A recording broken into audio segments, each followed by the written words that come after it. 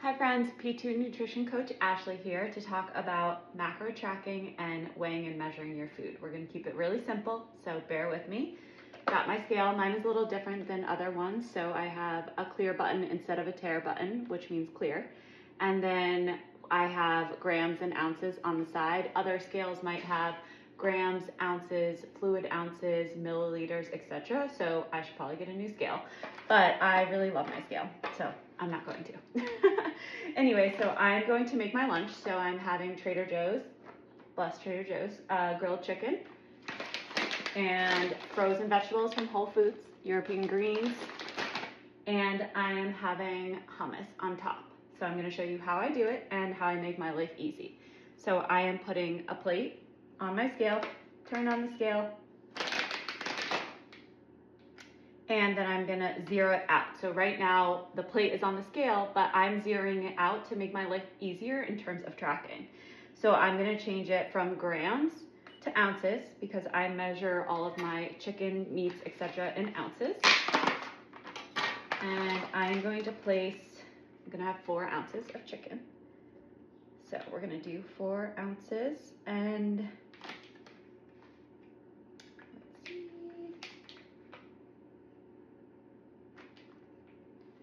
we want to be exact. Okay, so 4 ounces of chicken. Then what I want you to note is on the back of the package, so if you look at the nutrient label, so 3 ounces of chicken is 85 grams in weight, and that equals 24 grams of protein in nutrients. So if I change this to ounces, it's going to be roughly 125 grams of chicken. Okay, and that equals 24 grams of protein in that chicken. So I just want to preference that the weight of the actual food does not equal how much protein is in that food. Okay, so that's my chicken. And then I'm going to zero it out, so clear it out. And then I'm going to add my vegetables. So I'm going to look at the back of the label and it says, see if you could see it. So right here, it says 110 grams is equal to 8 grams of carbs, 3 grams of protein, and 6 grams of fats. So for this, I'm going to open it up. And I'm actually going to do 2 servings of this.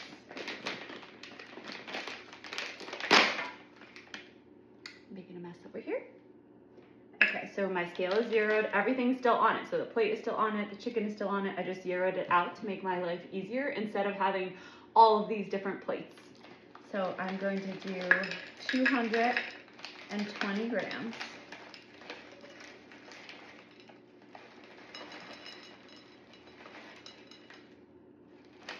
It's a lot of vegetables. Lots of fiber. Okay, 219. Sue me. So then that means that I had double what is on the nutrition label. So for fats, I'm having 12 grams of fats. For protein, I'm having 6 grams of protein. And for carbs, I am having 16 grams of carbs. So just making sure that you are looking at the nutrition label, making sure that the grams that or ounces that you're measuring adds up to what is on your scale. And then separate from that, making sure that you are checking your nutrition label and tracking it properly in the app. So whether you use Cronometer or MyFitnessPal, what you want to make sure is that when you're choosing your serving size and how you're tracking it, so let's say the chicken, I'm going to make sure in MyFitnessPal or Cronometer that I'm tracking it as ounces, and then I'm changing the amount of ounces that I'm tracking. So for me, I put 4 ounces. So making sure, again, that it says ounces, 4 ounces. So I don't want to put grams and then put only 4 grams. You would know that it was wrong, but just let's make sure. And next I'm going to do my hummus. And so for this, you can either just do the whole thing because 1 serving is 10 grams of fat, 11 grams of carbs, and 4 grams of protein. But if you are in prep, you want to make sure that you are still weighing everything because the amount in here might not be exact. So for this, it says 57 grams is in this container.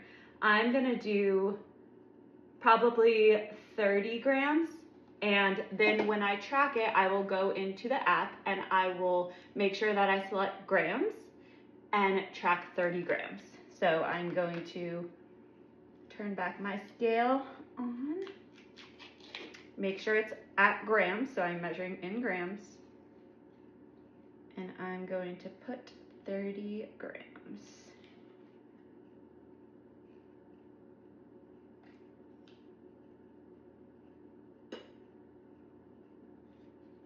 Okay, so that's 30 grams. And then I am now going to, so now my meal is done. I can heat it up, I can save it for later, etc.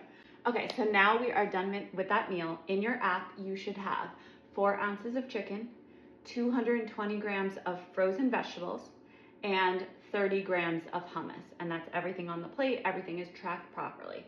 If you were to have, say, broccoli that is raw, what you would want to do is make sure that you are measuring it raw and then cooking it, and you are tracking it as raw broccoli. If you were to have broccoli that is already cooked, then you want to make sure you are measuring it and tracking it as cooked broccoli. So I'm going to jump right into raw meat versus cooked meat. And what you want to make sure is that you are doing it the same consistently. So if you consistently track cooked meat, do that. If you consistently track your meat raw, do that. And what I would say is, so for example, myself, what I do is if I have, say, a pack of ground beef, 16 ounces total, I know that I want 4 ounces in each of my meals for ground beef. So I will measure it to make sure that the package is correct, that it's really 16 ounces, which sometimes it is, sometimes it isn't. If you are in prep, you want to make sure that you are very specific about that. Then I cook everything. And then after that is cooked, the ground beef, I weigh it again. And typically it is much lower, so it'll probably be around 13 ounces. And then I divide that by 4. So the 13 ounces cooked divided by 4, and then I track it as raw ground beef because I am tracking it and weighing it as if it is raw meat, okay? Another way to do that is just cooking the meat and then weighing out 4 ounces. Then you're gonna track it as cooked, and you will see that there's a difference in macronutrients between the raw ground beef and the cooked ground beef. The cooked ground beef is, if you're measuring 4 ounces, is going to be higher in macronutrients because essentially it is probably around 3 ounces of the raw measurements. Okay, so basically when you cook raw meat, it becomes lighter in weight because the water is disintegrated out, so it becomes lighter as it's cooked. Now, when we think about the opposite of that and we think about vegetables, for example, so vegetables, say broccoli. Raw broccoli is going to weigh less than cooked broccoli because now there's moisture, you're cooking it in water, you're steaming it, etc. So same thing with broccoli or a vegetable. You want to make sure that if you are measuring it raw, that you are tracking it in the app raw. Alternatively, if you are measuring it cooked, say you did steamed broccoli, then you are tracking it in your app as steamed broccoli. Got that? It's pretty simple. Try not to overanalyze it. If you have any questions, please ask your coach. We're always here to answer any questions that you guys have. Keep it simple. Keep your life simple with tracking. Don't overcomplicate it. Keep your meals very simple, and macro tracking is the way to go.